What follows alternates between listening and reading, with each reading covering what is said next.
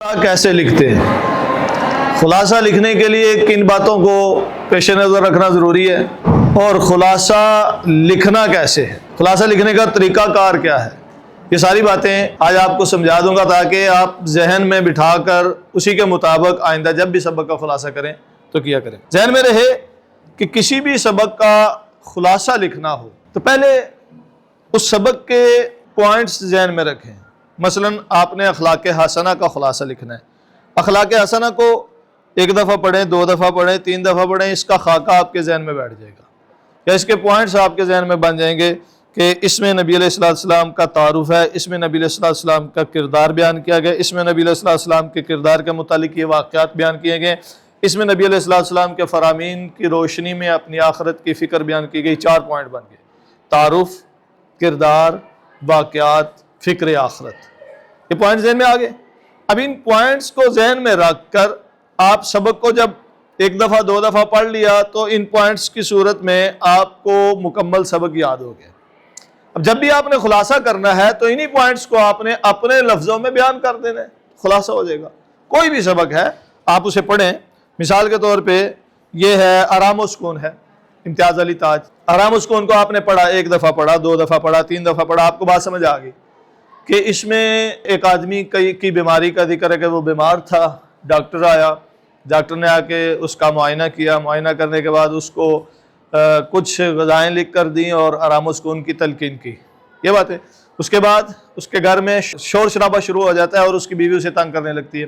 کبھی بچے کے رونے کی آواز آتی ہے، کبھی دروازے پہ دستک ہوتی ہے، کبھی ملازم تنگ کرتا ہے، کبھی ہمسایہ گانا بجانے لگتا ہے۔ تو یہ گھر میں تنگ ہونے کا ماحول، اور اس سب کے پیچھے اصل کردار اس کی بیوی کا ہے۔ تو آخری پوائنٹ کہ وہ اپنی شیروانی اٹھاتا ہے، ٹوپی اٹھاتا ہے اور دفتر کی طرف چلا جاتا ہے۔ اب کیا ہے؟ بیماری، معائنہ، غذا، آرام و سکون کی تلقین، پھر آرام و سکون میں خلل کے واقعات، وہ 2 3 4 جتنے واقعات ہیں، اور اس کے بعد آخر میں 5واں پوائنٹ کیا ہے؟ اپنی شیروانی اور ٹوپی اٹھائی اور دفتر چلا گیا۔ تو ایسے جب سبق کو پڑھیں تو اس کے اپنے ذہن کے مطابق آپ جتنے بھی پوائنٹس بنا سکتے ہیں، اس کے جتنے حصے کر سکتے ہیں، اس سبق کو اتنے حصوں میں تقسیم کر کے ذہن میں محفوظ کر لیں، اور پھر جب بھی لکھنا ہو تو اسی بنائی ہوئی ترتیب کے مطابق سبق کے خلاصے کو لکھیں گے تو آسانی سے آپ لکھ سکیں گے۔ میری بات سمجھ آ گئی؟ تو جب بھی سبق کو پڑھیں اس کے پوائنٹس بنا لیں، ان کو ذہن میں رکھ لیں، یا نوٹ کرنا ہے، لکھنا ہے تو لکھ کے ان پوائنٹس کو اسی سبق کے شروع میں وہ 3 پوائنٹ 4 پوائنٹ بنے ہیں لکھ لیں، تو ہمیشہ کے لیے آپ کو وہ سبق یاد ہو جائے گا، خلاصہ لکھنا آپ کے لیے مشکل نہیں ہوگا۔ پھر لکھنا کتنا ہے؟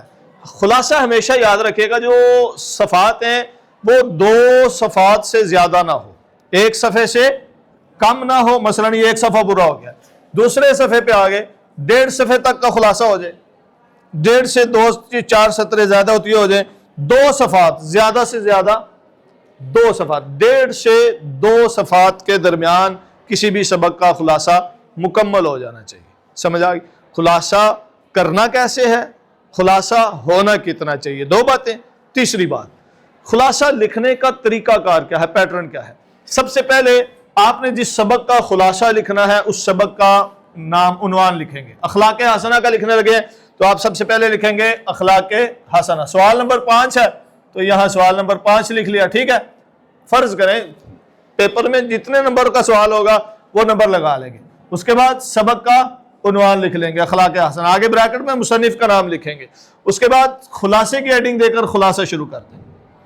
یہ 2 باتیں ضروری ہیں، سبق کا عنوان اور مصنف کا نام، اس کا 1 نمبر ہوتا ہے، اس کے بغیر آپ کو مکمل نمبر نہیں ملیں گے خلاصے میں۔ تو جب آپ سبق کا عنوان اور مصنف کا نام لکھ لیں گے اس کے بعد خلاصے کی ہیڈنگ دیں گے، خلاصے کی ہیڈنگ دے کر خلاصہ لکھنا شروع کریں گے۔ خلاصہ لکھتے ہوئے یہ بات ذہن میں رہے، وہ بات جو سبق میں بیان نہیں کی گئی وہ آپ نے خلاصے میں شامل نہیں کرنی۔ شعر سبق میں نہیں ہے تو خلاصے میں بھی، آیت کوئی سبق میں نہیں ہے تو خلاصے میں بھی، کسی کا قول سبق میں نہیں ہے تو خلاصے میں بھی، یعنی وہ بات جو سبق میں شامل نہیں وہ خلاصے میں بھی نہیں ہونی چاہیے۔ اس لیے خلاصے میں کوئی شعر، کوئی ہیڈنگ، کوئی پوائنٹس کسی صورت میں بھی نہیں ہونا چاہیے۔ ہاں اگر خلاصے میں پیراگراف بنانا چاہیں تو بنا سکتے ہیں. بعض اسباق ایسے ہوتے ہیں کہ وہ پیراگراف کی صورت میں جلدی آسانی سے سمجھ آ، یا آپ کے ذہن میں جو پوائنٹ بنے تھے انہی پوائنٹ کو آپ پیراگراف کی صورت میں لکھتے ہیں. ایڈنگ نہیں دینی، جو پوائنٹ آپ نے ذہن میں رکھے ہوئے نا ان پوائنٹ کے ایڈنگ نہیں دینی خلاصے میں، ان کو لکھ سکتے ہیں، پیراگراف بنا سکتے ہیں. لیکن پیراگراف جب بھی بنانا ہو، مثال کے طور پہ آپ کا پچھلا پیراگراف یہاں ختم ہو گیا، توجہ کرنا، یہاں عموماً غلطی کرتے ہیں بچے، یہاں آپ کا پیراگراف ختم ہو گیا تو نیچے سے جب دوسرا پیراگراف شروع کریں گے تو یہاں سے نہیں کریں گے. جب بھی پیراگراف شروع کریں گے تو لائن کے شروع سے، سطر کے آغاز سے شروع کریں گے. سمجھ آ گئی بات کی؟ پیراگراف بنا سکتے ہیں خلاصے میں، اور پیراگراف کہاں سے شروع کرنا ہے؟ شروع سے، سطر کے لائن کے سٹارٹ سے پیراگراف سٹارٹ کرنا ہے. سمجھ آ گئی بات کی؟ تو یہ پیراگراف کی صورت میں خلاصہ لکھ سکتے ہیں، لیکن ایڈنگ بیچ میں نہیں ہونی چاہیے، اور کوئی کسی قسم کا شعر یا کوئی مقولہ یا کوئی آیت یا حدیث بیچ میں شامل نہیں کرنی. اور خلاصے کی مقدار کتنی ہونی چاہیے؟ 1.5 سے 2 صفحات تک. سمجھ آ گئی بات کی؟ یہ خلاصہ اس طرح کریں گے اور صاف ستھرا لکھا ہوگا تو یقیناً آپ کو نمبر ملیں گے. اس میں ایک اور بات بھی ذہن میں رکھنی ہے کہ لکھتے ہوئے یہ ذہن میں رہے کہ آپ لائن کے شروع سے آغاز کر رہے ہیں، اور بعض دفعہ ہوتا ہے کہ ادھر سے ایک لائن کے آخر میں 2 لفظوں کی جگہ چھوڑی ہوتی ہے، دوسری لائن کے آخر میں 3 لفظوں کی جگہ چھوڑی ہوتی ہے، کسی کا آخر میں 1 لفظ. یہ نہیں ہونا چاہیے. جس طرح لائن کے شروع میں ایک لفظوں کی ترتیب ہے، سلیقے سے لفظ شروع کیے ہوئے ہیں، اسی طرح لائن کے آخر میں بھی لفظ ترتیب سے ہونے چاہیے، سلیقے سے ہونے چاہیے، نہ لائن سے باہر نکلے ہوں اور نہ لائن سے بہت زیادہ پیچھے ہوں، بلکہ لائن کے برابر برابر ہی ہونے چاہیے تاکہ دیکھنے میں بھی وہ اچھا اور متاثر کن ہو. سمجھ آ گئی بات کی؟